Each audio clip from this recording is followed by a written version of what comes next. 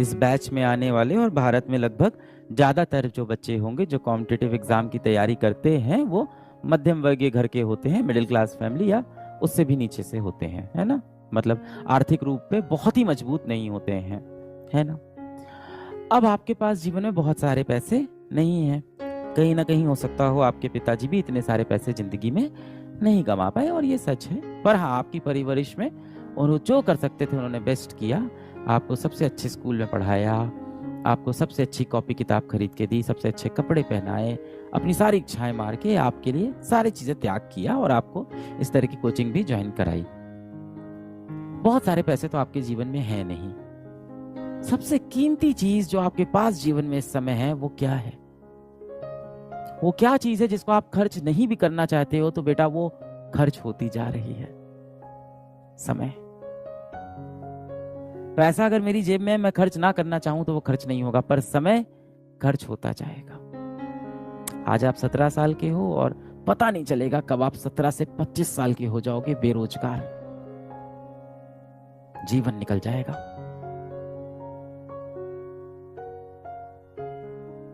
फिर आप बोलोगे किस्मत में नहीं था मेरे।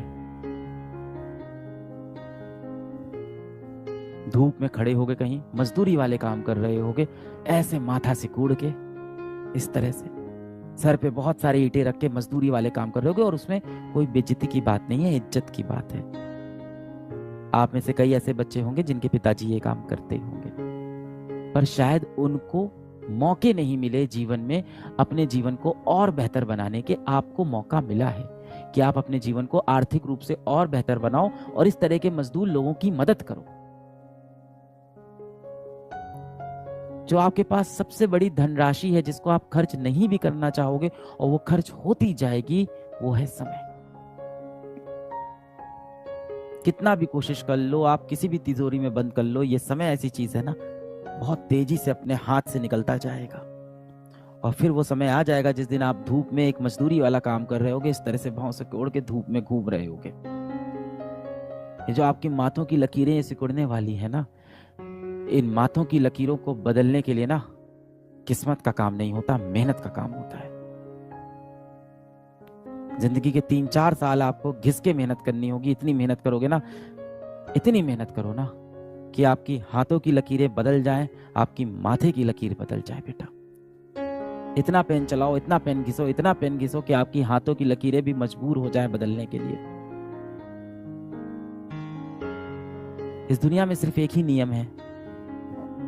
इतनी फिजिक्स तो मैंने भी पढ़ी, इतनी फिजिक्स आपने भी पढ़ी, केमिस्ट्री भी आपने पढ़ी, कि जितने भी नियम बने हैं हर नियम टूटता गया जीवन में। इस दुनिया में जितने भी नियम बने हर नियम टूटता गया।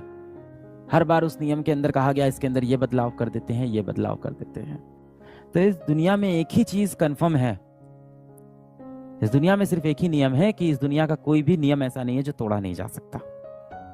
तो यदि ये बात सत्य भी है कि हमारी किस्मत की लकीरें हाथों में हैं तो उनको बदला जा सकता है।